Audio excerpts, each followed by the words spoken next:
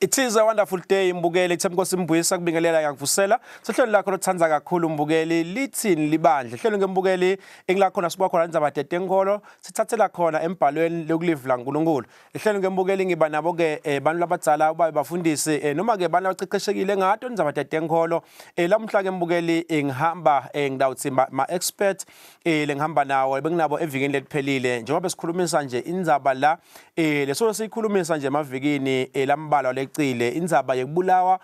kwabo bantwana evele eMaswati lesifuna ukuthi egcine ngawo konke siphume naso sombululo bantwana bagcine baphephile eceleni kwami ke ukhona ke Mr Nzimanze losuka lapha ka DPM eofisini la ka social welfare ungilomunye ke long senior officer khona lapha ya akahamba edwana umlomdzala ehambisana na inspector ezwakele wakadlamini usuka lapha police headquarters ubuke lapha ehlangothini la ka DCS sothi domestic violence ngithathe lethuba ke bantu labadzala ngicale ngawe Nkosi ngiphinze nginivusele lamuhla nginembukele ehlelweni. Siyabonga Mbuyisa sivusele kumbukele ekhaya sijabulile kuba khona ehlelweni namuhla. Amen. Ngiyacela kusela Mr Nzimanze. Sibonga kakhulu Mbuyisa ngivusele kuwe ngivusele nakumlangeni ngiphinze ngivusele nakumbukele ekhaya siyajabula ukuthi siphinze sibuye nalamuhla ehlelweni. Amen. Sasivile singene kiyo Nkosi indzaba bese ngivele ngishilo lesihloko soloko ke siyayikhulumisa lendzaba sikhuluma sehla nayo ngiyajabula ukuthi nalamhla niphinze nibe khona nengumbutho wemaphoyisa lekunempendulo ke lesicelako kini sisive seMaswati njengoba sibona lokuthi imhlaba kwentekani evele eMaswati ngabe vele Nkosi how do you deal ningumbutho wembube nalomuntu lokhanzaka ukuthi ubulele labantwana naku mhlambe senembambile nenda njani nine ngoma sisive thine mhlambe sigcina ngekufa nje kuthiwa awumaphoyisa bekafuna asekamtholile lo muntu. Siyabonga Mbuyisa nembukele ekhaya kungumsebenzi wethu singemaphoyisa ukuthi loyo lowende bubi bucala vele siphenye sithole emaqiniso sithole nokuthi ungubani bese sesiyamgodla siyamgola uta embi kwemthetho simbophe simbeke licala ikakhulu njengoba sikhuluma ngetindzaba kushona kwebantwana simbeke licala lekubulala bese ke sesiyamveta embi kwemthetho ngilapho kumele kubheke ukuthi atiphendulele khona naye atholakale anelicala noma edelicala kepha ikakhulukati loyo nathi singemaphoyisa siyamikisa kulaba labahlola tingqondo bodokotela labaceceshekile bamcilonge lokuthi mbambamba lesento lesibi lesibhuku ubangelwa yini lo muntu bayasinika ke umbiko nawo lesiuyisako enkantolo lotawufika ubuke ukuthi lo muntu lona ukusiphi isimo nekuthi yini lefimele ukuthi yendeke kuye uvele usesimeni sekuthi angabhekana yini nalobu bucala lesisuke simbeke wona Mbuyisa. Ngiyabonga kakhulu Nkosi ngiyafisa ke kwathi lapha Mr Nzimanze ukuthi nihlangothi la ka social welfare kunana umuntu lobulele bese kuba nana ifamily lebe affected shothi iluze ilunga lemndeni nidlala yipi inzima nine kule situation le kukama down lesimo nalokuthi nje babe right labantu bemndeni in terms of emotions like emotionally Mr Nzimanze. Siyabonga kakhulu Mbuyisa sihlangothi letenhlala kahle Mbuyisa etimeni letifana naleti siye singenelele ngekuthi siyonika lesithi i-psychosocial support Okay. kuleyo mndeni. Yes, kushiyane ke Mbuyisa ukuthi yini lesikukhanzako lokungathi ngikona mhlambe ukuthi ngakuthi kunakekeleke kakhulu kuloyo mndeni. Lokho kufaka ekhathi bo counseling, sometimes kufaka ekhathi intindvo letiphatsekako lesingathi sisibakhulumisa lo mndeni leyo sibe mhlambe sibahlangabetana ngako kuze khona lesimo lebakiso stoba stophatheka noma stomanageka. Mbuyisa ngawubekisa nje lesinye isikhathi ukhanze ukuthi leyo mndeni ufele ngilomvana awunalutho kude nalokuthi mhlawumbe umvana bangamfihla ngani bamfihle kanjani konke leto siyangenelela la kuleto nhlangothi leto sibuke ukuthi singabambisa ngakuphi lo mndeni leyo siphinde ke sisebenzisane naletinye inhlangothi tholakala ukuthi mhlambe labangena kakhulu ke etengqondo sithi ngema clinical psychologist ukuthi atokhona lokuthi abasite ngalokuphelele kusita engqondweni ngoba labo bani labo khanza ukuthi ba traumatize kakhulu. Asingabekisa nje ngana indzaba yemntwana lo watholakala ukuthi sote mathumbu sote ini labo bantu laba basonzeni nalomntwana vele balimala kakhulu engqondweni. Maye siyabonga kakhulu Mr. Nzimanze. Sibonge nje kakhulu nalomsebenzi lelwendako esiveni seMaswati lokunaka nje letinto letsinsa lempilo tebantu kusho kona ukuthi niyasebenza. Ingabe lapha Mr. Dlamini ngekucwaninga kwenu ningumbutho wemaphoyisa nibukete enhlala kahle nibuke nemithetho tonke letinto leto ingabe vele labantwana nanibuka babulawelani inkosi kungaba tindzaba tabo witchcraft shothi vele tebuthakathi vele noma tindzaba tekwethwala ngoma lapha itolo bekungekho letinye tetinto sesiva lamuhla sekuthiwa thatha lendvo ayinamngoti bantu sebafuna kukunjinga in 2 minutes. Ingabe nanimbuka nje nini ningumbutho wembube nikhanza ukuthi kwentekalani Nkosi? Siyabonga Mbuyisa. Kugcwele tinkolelo letidukisako. Bantu basebenzise tintfo letitsite bafune encenye lesikuvile Mbuyisa. Hayi ukuthi sisaphenya sisasebenta letindzaba letikhona letinkolelo letidukisako ukuthi nawuthole encenye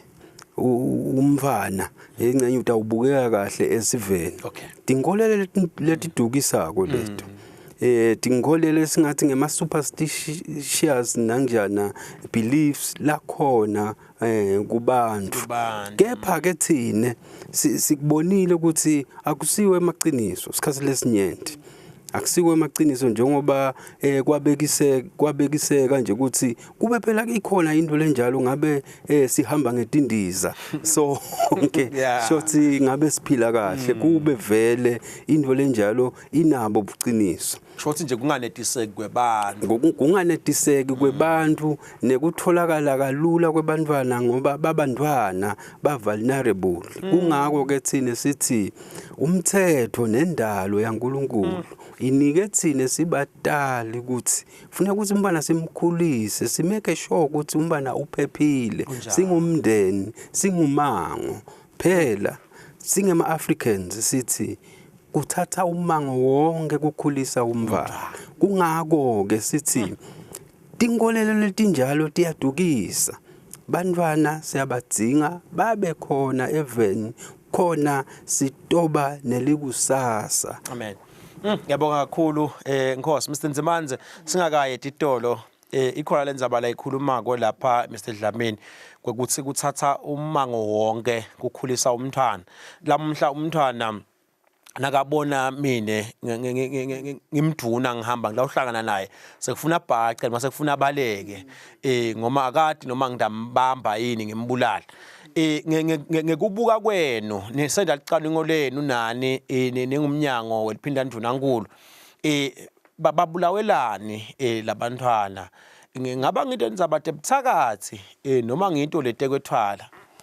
I-combination Mbuyisa ngisho njalo labanye baqhamuka ngalehlangothi lekutfala labanye baqhamuka ngalehlangothi lebuthakathi lokunye nje lengathanza ukuveta Mbuyisa ngilendzaba yanaba bantfu labathatha ematfuba ekwakha imali lesithi boshaya utawufika kimi umlangeni noma ngimsukele ngithi uyafuna ngijinga uhleleleni hamba wonke naku ngibe ngadi kahle ukuthi kude angibhadale imali ahambe ayonda bucala lokubulala umntwana so ngibhadele mina imali ngiyachubeka nempilo ngiphinze ngilokunye lokubhebhetela lokho ngoba bakhona labantu bona labati kamhlophe lokuthi ngekwendeke angithi futhi bayadi ukuthi it takes a courage ukuthi umuntu abulale lomnye umuntu so ngeke kube lula nje ukuthi abezo so uyabuya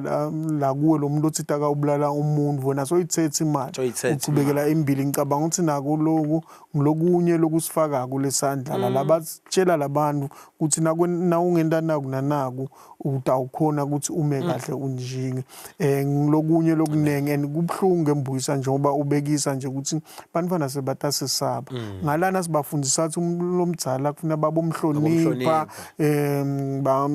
kube lula nakambita afuna kubuthi indlela nyalo bantwana sesibatshela ukuthi ababale ngayo nalendlela lele okusho ukuthi labantwana sesiyaba confuse ngoba abasati lokuthi kufuna bende njani kanti ke lokunye Mbuyisa vele lokutawonda ukuthi vele bantwana babe confused ngilokuthi njengoba ashilo nje umlangeni evikini eliphelile ukuthi lokuhlubete obantwana kwendiwa abantu lababadiwe nakamhlubeta lo mntwana vele amata ngithi uyati ukuthi lo mntwana utawusho ukuthi ngihlukunyetwe ngibani vele utambulala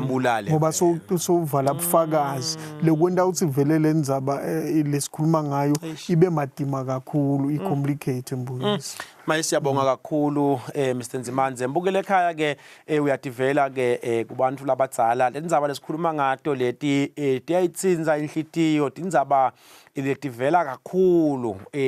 indzaba letibhlungu kakhulu leti tekubulawa kwebantwana asithatheli phasi lesifisako ukuthi mbukeli isive semaswati besingati chelisa kulendzaba leti besingakhwesha nje mbamba sibavikele bantwana sibagcine baphephile siyabuya ke mbukeli siyakhona etitolo nasibuye etitolo ke mbukeli siyafuna nje kuva lokuthi kubantu labadzala ukuthi le ndzaba lenjengaleti yativele tikhona yini endulo noma ke indzaba nje lesicala lamuhla setiyavela nje hlala nathi ungahambi mbukeli.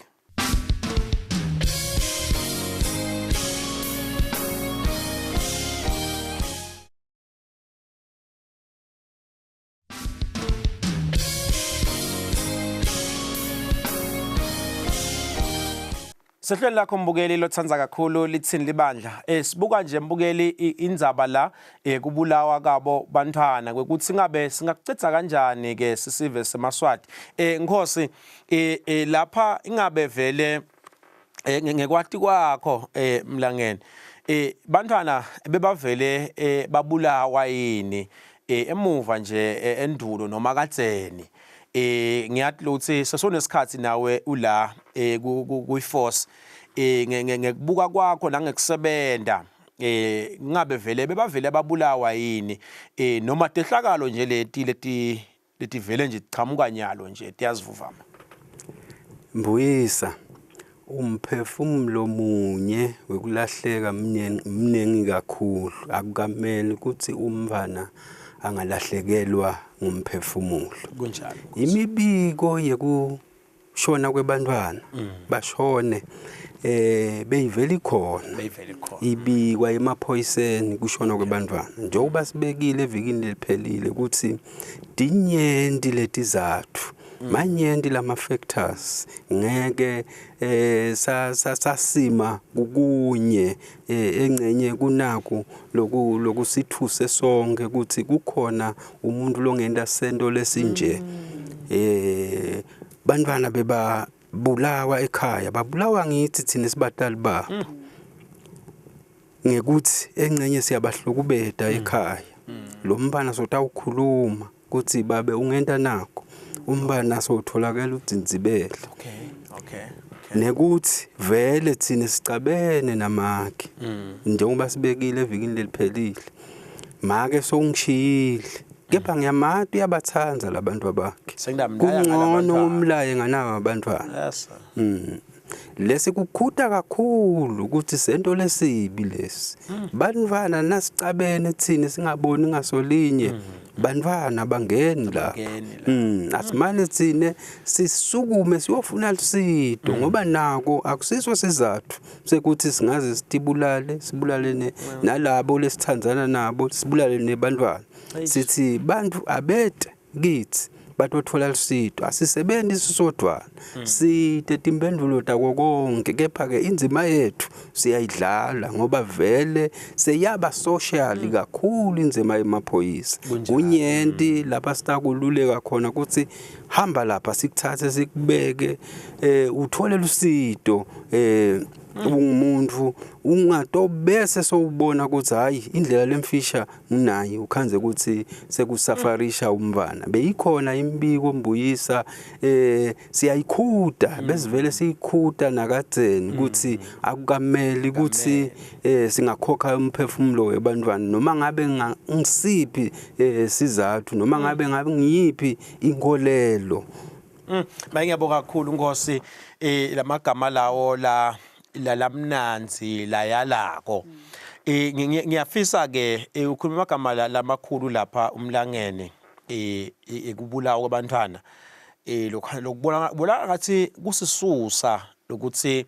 kwendiwe nginangu lamatiko nginangu lahlala naye nginangibeka amethemba bengifisa ke ukuthi mhlambe sikhulume ngako Mr Nzimanza ukuthi mhlambe naku nje vele kunemuntu ekhaya lokusikhuluma mhlambe boyfriend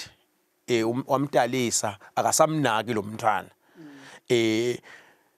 mhlambe sisocabanga kumbulala lo mntwana mhlambe yena boyfriend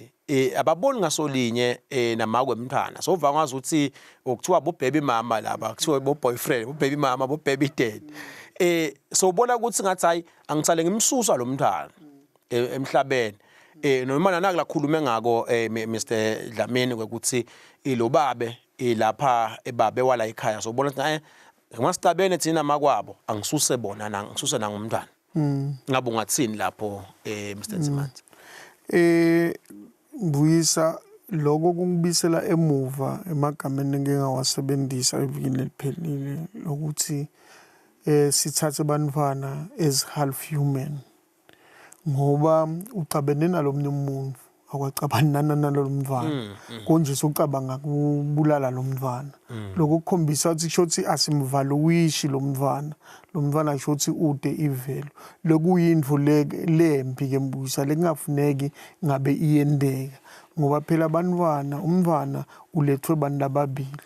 futhi akangenelani nencabano netimbi tebantu abadzala kufuna bona bahlale phasi nabe bacabene bakhulumisane nabe bangakhoni ukuthi bangakhulumisana bacele umuntu wesithathu longakhona ngenelela bakhona bomlangeni la sikhona nathi silhovisi lepindanduna nkulu hlangothi letenhlala kahle nelihlangothi lelibuke etebulili nekuhlalisana kahle emakhaya singakhona ukuthi sibasite sibalekelele bacazulule le nginga mhlambe lebabhekene nayo ngoba thine nje silitiko letenhlala kahle naletindzabate ukuthi mhlambe anisaboni ngelisolinye ngetindzabate kondliwa kubantwana siyakhona ukuthi nikhulumise kuze ndokhona mhlambe ukuthi nibone ngelisolinye niqhubeke ninake umntwana noma ngabe nine senehlukene senihambe indlela letehlukene konje sekukhona lokuhlanganisako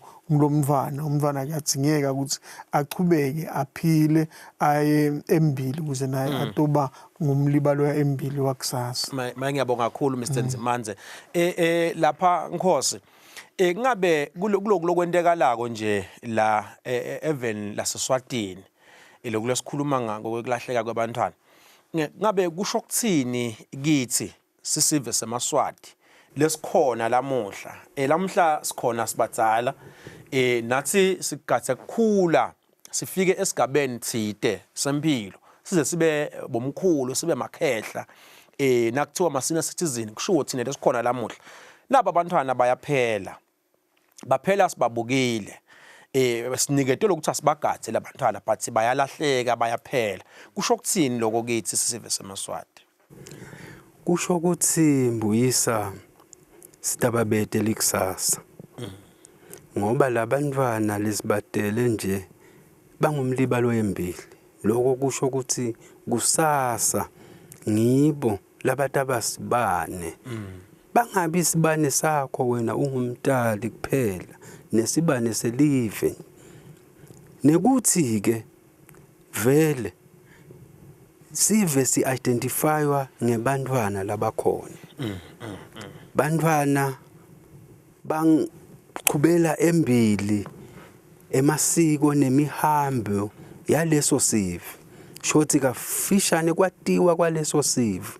i-identity yaleso sive ilapha kubantwana kungako ke kumcwa kakhulu kubalulekile ukuthi bantwana bavikelekwe kuto tonke timo angikhulumi ke kuleti ukuthi ukhanza ukuthi bantwana sebasocongini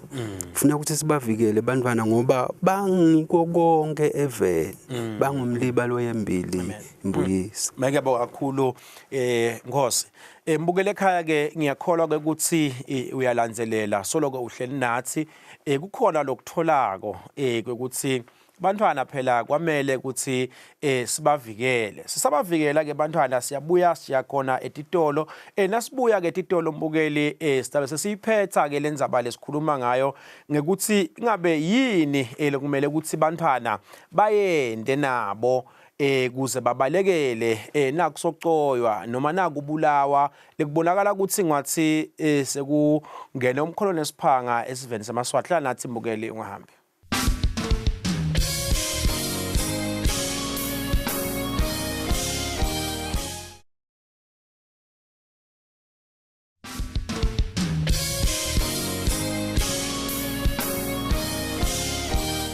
Sehlelo lakho mbukeli lolithandzako lapha sibuka nje indzaba mbukeli sesiyiphetha nje indzaba yekubulawa kwabo bantwana lokubonakala ukuthi ngathi sesekudla elibhedu kakhulu la eveni lakithi laseSwatini sike sakubukela khashane lamhla sekukithi Mr Nzimanza naba abantwana bebesikolo noma abantwana nje labakhona ekhaya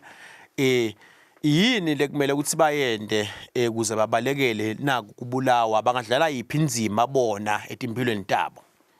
sibonge kakhulu Mbuyisa ngiyawuthanda lo mbuto kakhulu Mbuyisa ngani ngoba sikhuluma ngebantwana la so nasikhuluma ngebantwana nabo kufuneka kube nelikhaza lebadlalako ngoba lenzaba itsitsabona kunjalo baba yes so kokucala lengakusho nje Mbuyisa uthi bantwana kufuneka bamukele simo lebaphila ngaphasa saso sasekhaya kubo bathi ukuthi lelikhala kibo lime kanjani batali babo bakanjani eMbuyisa ngoba sibonile ukuthi lokunye lokuthola lokwendekako lokwenda ukuthi bantwana batitfole sebasengodini mhlambe yokubulawa nekugagadlelwa nokuhlukunyetwa letinye indlela ngilokuthi bantwana bayahawukela sebafuna kuba netindvo lebete tona mhlambe emakhaya ngalokuthi esimo setemnotho asisizo lesikahle ngilapho khona abantwana batawuheywa bantu ikakhulukazi kulamalanga nje sibonile inzima ledlalwa na i-social media labantwana khona batawujwalana nebantu labangabadi bababitelele emadolobheni babese ke sebabahlukubeta ngaleyo ndlela leyo labanye bagcine mhlambe sebababulele sekungaba nje ukuthi bantwana abati ukuthi bona baphila esimende sikanjani emakhaya bamukele lokho lebanako lokunye ke bayekele nalokuhamba ebusuku bahambe nase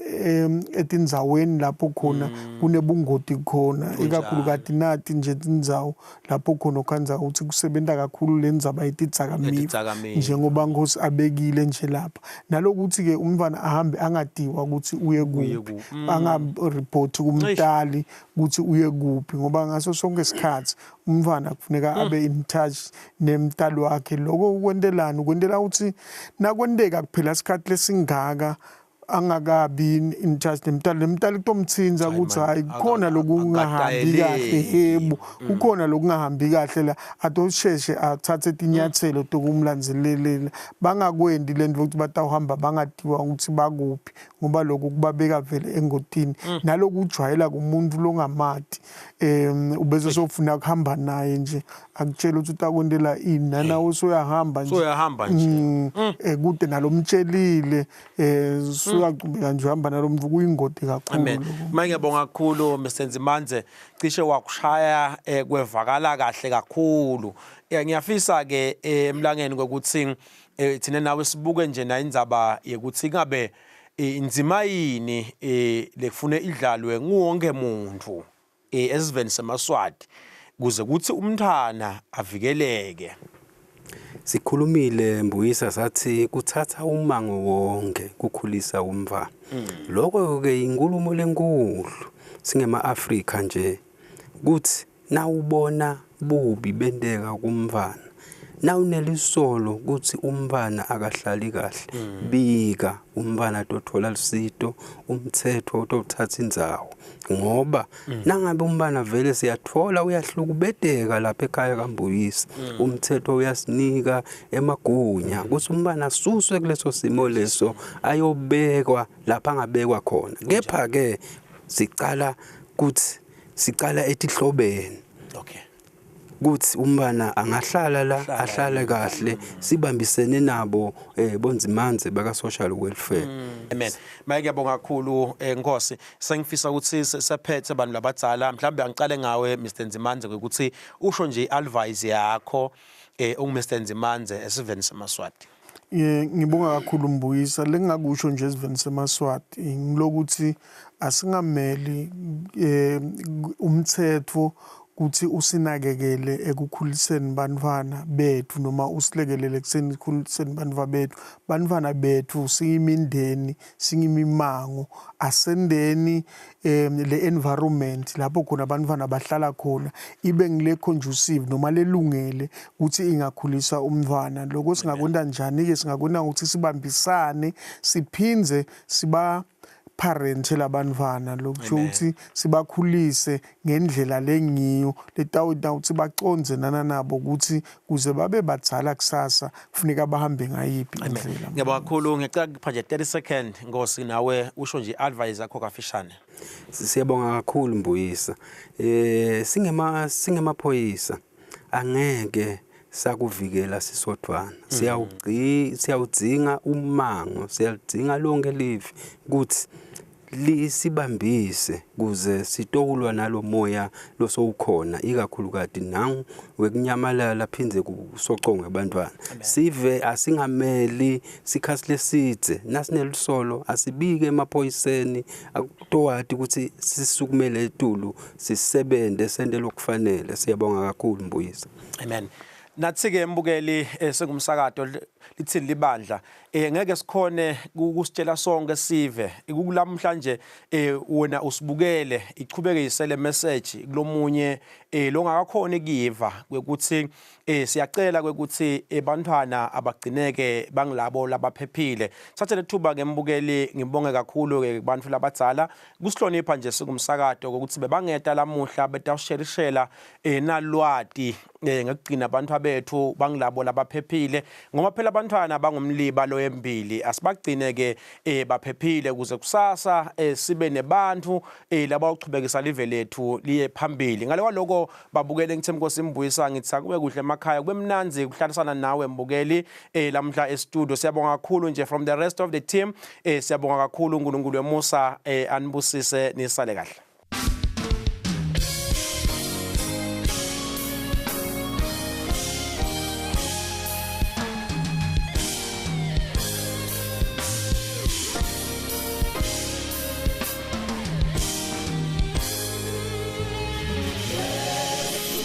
Kubiza ngwenya